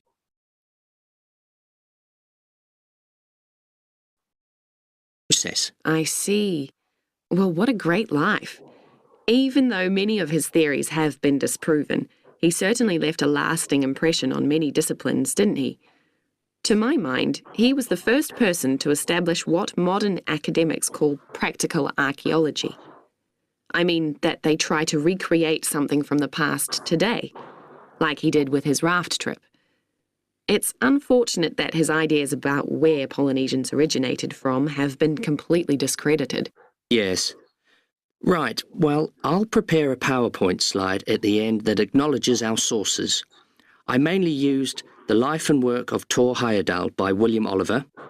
I thought the research methods he used were very sound, although I must say I found the overall tone somewhat old-fashioned. I think they need to do a new, revised edition. Yeah, I agree. What about the subject matter? I found it really challenging. Well, it's a complex issue. I thought the book had lots of good points. What did you think of the illustration? Okay. So a little bit trickier, these ones. What did you think for 29? Yeah, okay, very good. Yes, very good. Okay, so for 29, it's B. When we kind of tune in is when she says, to my mind, and then she expresses about the improvements or changes of practical archaeology. So we know that it's related to the methodology of archaeology. And then they speak about William Oliver's text book at the end. And yeah, most of you, I think all of you are right. Yeah, you put A. So it's out of date. And then Olivia agrees with that. So again, we have to be careful and we have to follow the text based on the keywords that we see here and the relation that we hear in the audio. Okay, so we've had some good practice today. Just to kind of sum up some strategies that we need to remember, both when we're doing the test and when we're practicing. So really, the idea is about using your time effectively. So I mentioned you should scan the questions first and use that time before you hear the audio or while you're given time in the audio to look at the questions, start to make predictions, start to try to figure out the structure of how the audio is going to play. And then it will help you to focus when you're listening to the audio to watch out for those parts and then tune in when they start to answer your question. So not only before the audio is played, but also while the audio is playing, you can use that time to skip ahead to the next question and make sure you're aware of what is coming up next. So yeah, just focus on question by question. Don't worry about understanding the whole meaning of the audio.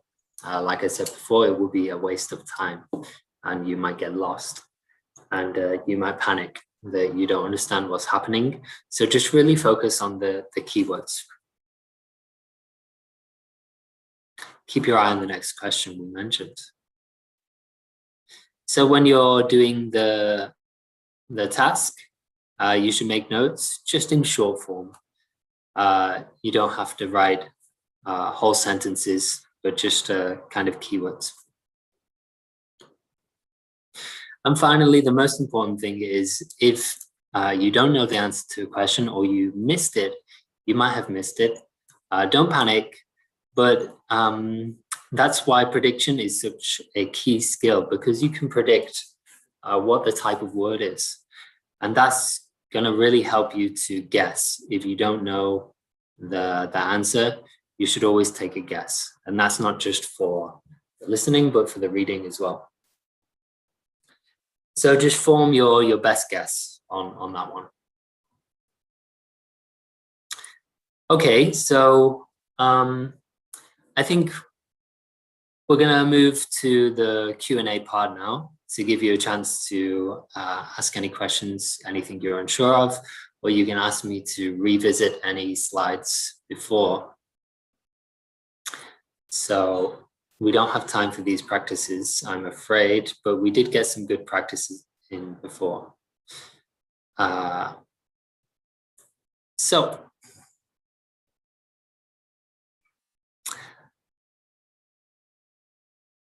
So I want to invite you to ask any questions you're not sure of.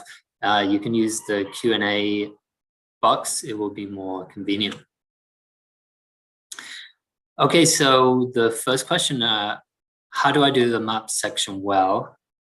I encounter problems in this section. Yeah, and I saw a lot of people in the chat before the beginning also mentioned the map section. So we also use the same skills that we used before. And if we take a look at a map question, you will also see that there's some indication, and you have to see the relationships between different parts of the map to listen for the keywords. So in a map, let me see if I can show you. Just wait 1 second, I will get a map question.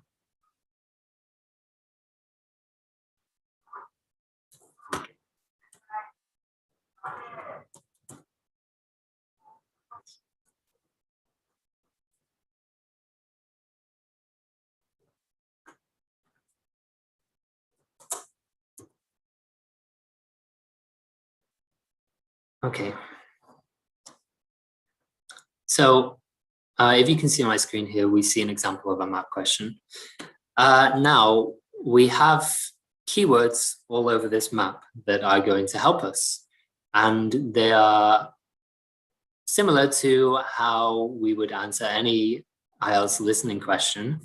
We listen out for the keywords when they're describing the map. So for example, if they are talking about the island, it's likely then they're going to mention something about question 17 in relation to the island. So they might say that to the south of the island, you will find the woods or the forest. So this is just an example, by the way. So then we might label this as forest. So it's about listening for the keywords in the map and then focusing on that specific area, right? So if first they're talking about the lake, then we know here. If then you hear they move on to talking about islands, then we're going to listen probably for what this one might be here. Now, if they start talking about these buildings here, or something like a railway or trains, then we know we should focus here. So we're then listening out for what this possible answer could be. And also just coming back to the prediction thing, like I said here, the reason I said forest is because we can see trees here. So it could be a possible answer. You can start thinking already. So generally for map questions, we approach them the same way. We're still listening out for keywords, and we're still trying to paraphrase and use synonyms. Yeah, so I hope that's helpful.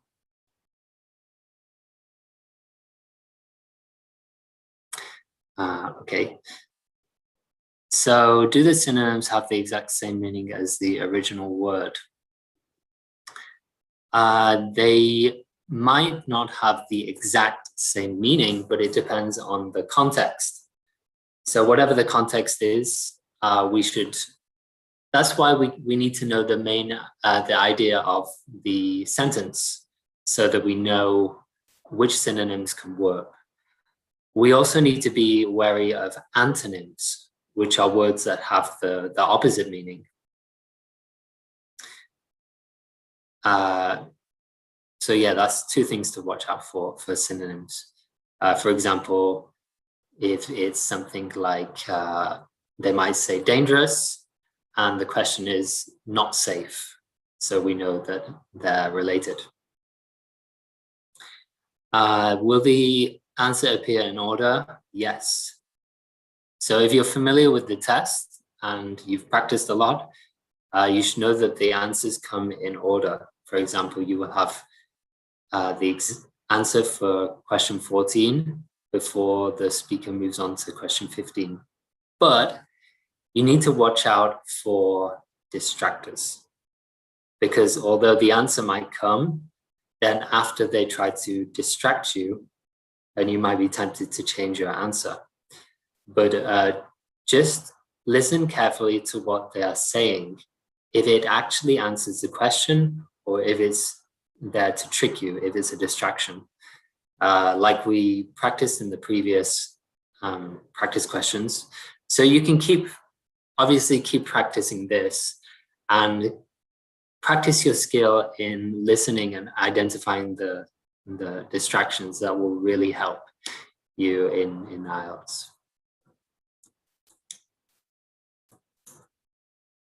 Yeah, so if you're particularly aiming for a high score, of course you need to practice a lot.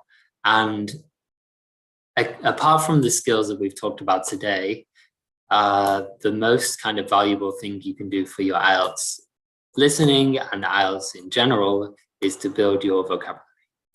So for basically the IELTS is a big vocabulary test. So the more vocabulary you can learn, practical vocabulary about a wide range of topics, the higher score you should be able to get.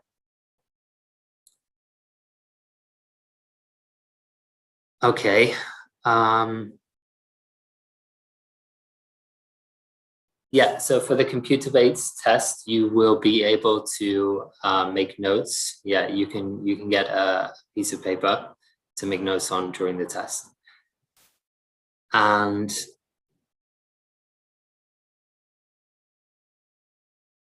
okay.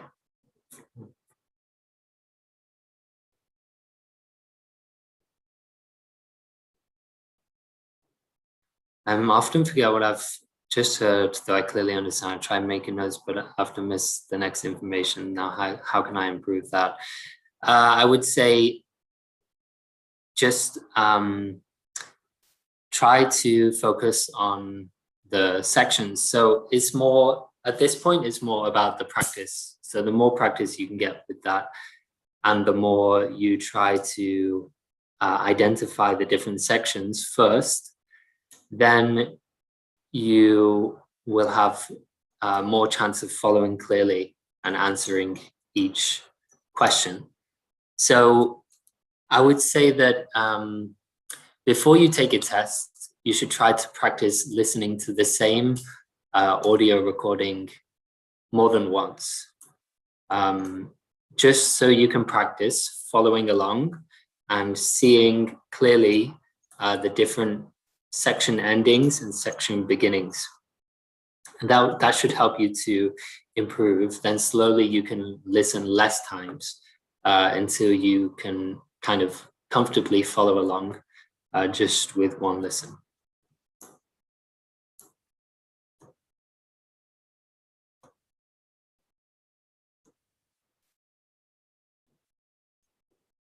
Okay. Is there any more questions? Yes, sorry. Okay.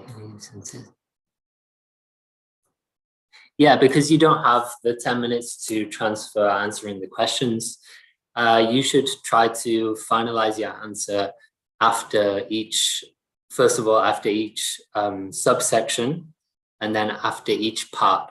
So the end of part 1, you should use that time, the transition between part 1 and part 2, to just double check your answers, your spelling, etc., and make sure everything is as correct as you think. But yeah, generally the computer test, well, I would recommend to do the paper test because you have that extra time to transfer the answers and double check.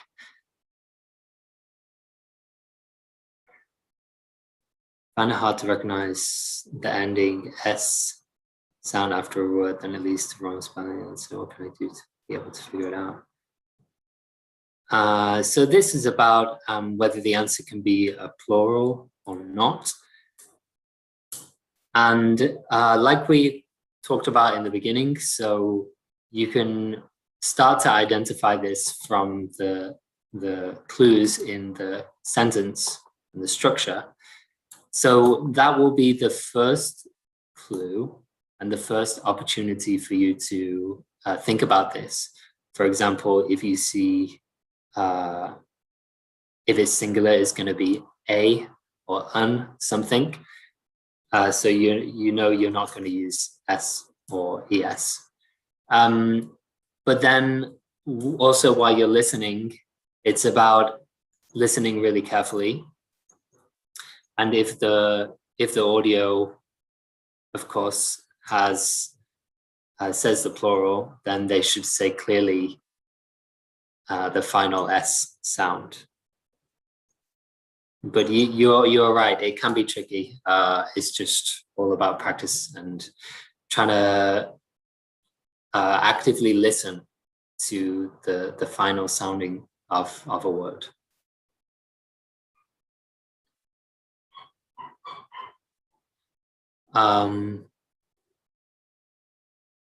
Yeah, it can be tough to focus on the details and keep your eye on the next question at the same time. That's why you need to really practice this skill. It's not something that comes naturally. It's just practice the skills in listening for the keywords and tuning in when you hear the keywords of that section. And when you're not, or when you think the answer has already come, you can already start to kind of look at the next question. But it is a skill that you need to practice for sure. About reading tips, I'm not entirely sure. You will have to look at the schedule for the IDP workshops.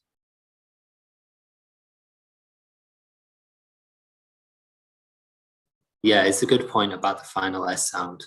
I wouldn't say that you should focus on listening to the final S sound more than the content. It should be a secondary thing, but it's something you can practice in your kind of daily English listening practice if you listen actively to listening for individual sounds. That's also going to help with your pronunciation.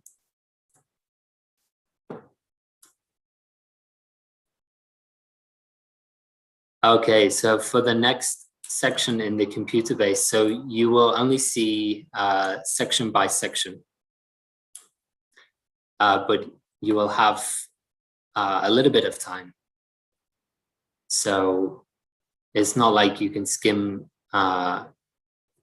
like in the paper test, but just like I said before, it's about using that time that you have, even if it's limited, trying to use it effectively.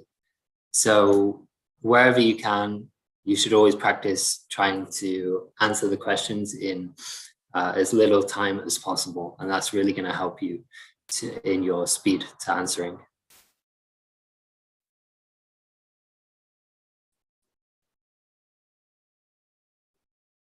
Yeah, so the distractors we talked about before, well, like we said, we should focus on the idea of the question or the statement. And then we can see, first of all, you'll mostly want to focus on what is the answer, right? And then aside from that, you just need to be wary that there is going to be distractors. Now, we had a look at some examples of this before. So where was the distractors? Yeah, so it's here. It's just about being aware and listening to what the speakers say about this. So, for example, if you remember, they mentioned funding, but then they said it's not that important, and they're not going to focus too much detail. So that is clearly a distractor, because we're actually listening for what is the main topic going to be. So the more you practice actively about finding distractors, the more clear it's going to become. All right, how do we identify the plural noun when they speak? So we did have a plural noun question. And like I mentioned before, so first of all, we can start to predict that it might be a plural noun based on the structure of the sentence. So if it was a singular noun,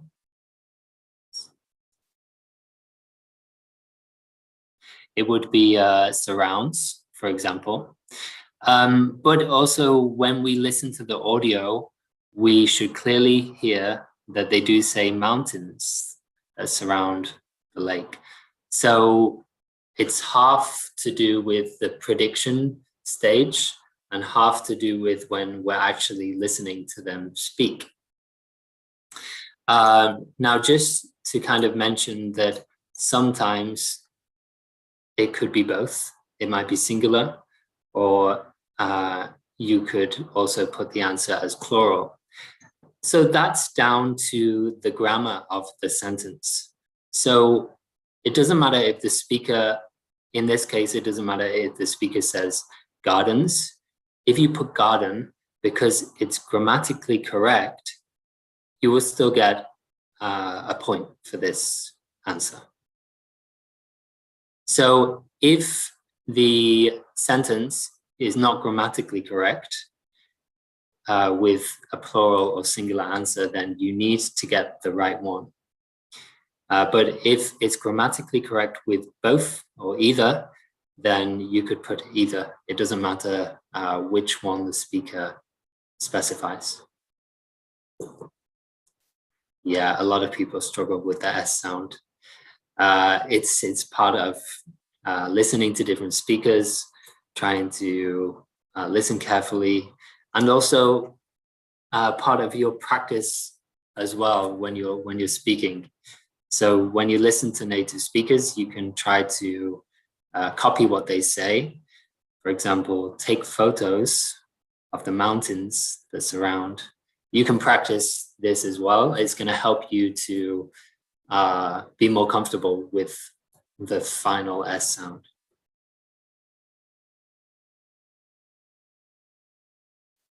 Look back to choose answer compared to normal approach, so we try to look.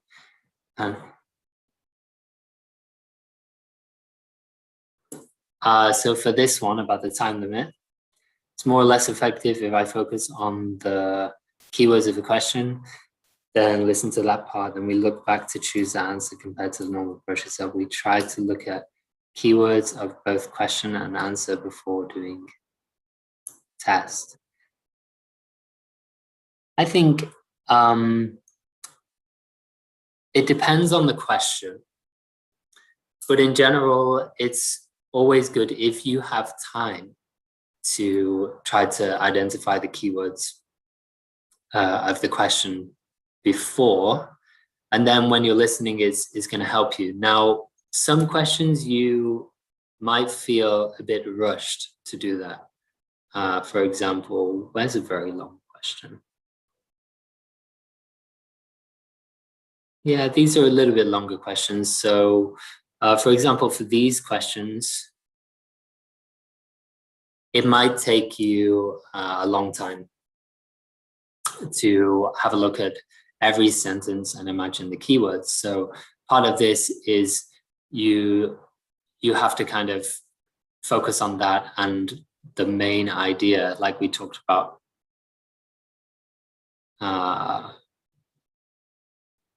Yeah, you have to focus on the main idea of the subsection, and that will help you to identify each part as they come.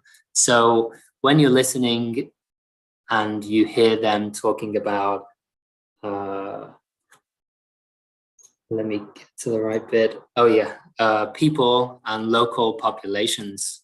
So then we kind of tune in and we can see they're talking about society. In this question, they didn't mention A. So we know to tune in when they start talking about local population and that it's related to society. And then for the next part is the distractor. We clearly hear funding. He actually says it. He says it once, she says it once. So in that way, it's kind of easy to follow along. And we know it's a distractor because she said they're not going to focus on the details. So we cancel that out. So it's just, it depends on the type of question. But if you have the time, you should always try to look ahead and try to predict. Like for this one, you can see there's not a lot of content. We can quickly kind of see the keywords here and what it might relate to: travel, transport, photos, around the lake, something about nature. Okay, so just yeah, a couple of tips related to that. Okay, so I think that's about all from me. If you have any, could you share some sources for IELTS questions with audio? Well, I would always recommend to use the official IELTS question books. So for example, for this one, for today, I use mostly from Cambridge IELTS 15. So an example of what it looks like is this. So this is a fairly up-to-date one, but yeah, always use the official practice test books.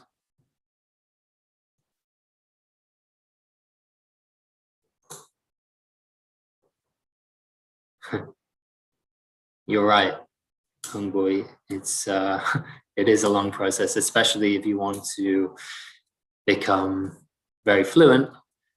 Then it takes a lot of determination, patience, and a great deal of time. Yeah, I mean, part of learning a second language is also trying to enjoy it and trying to get content that you actually are interested in. Now for IELTS, it might be a bit different while you're studying for IELTS because you need to learn about a big range of topics and maybe academic topics that you might not be interested in, but it's going to be valuable for you to learn anyway. Okay, guys, so if there's no more questions, then I think we can say goodbye to each other. So thank you so much for joining today. I really hope that it was valuable to you. And of course, you should keep practicing as much as possible. I'm sure some of you will have your tests soon. So I really wish you the best of luck with your test and getting the score that you want. Yeah, thank you, everybody. Have a good day.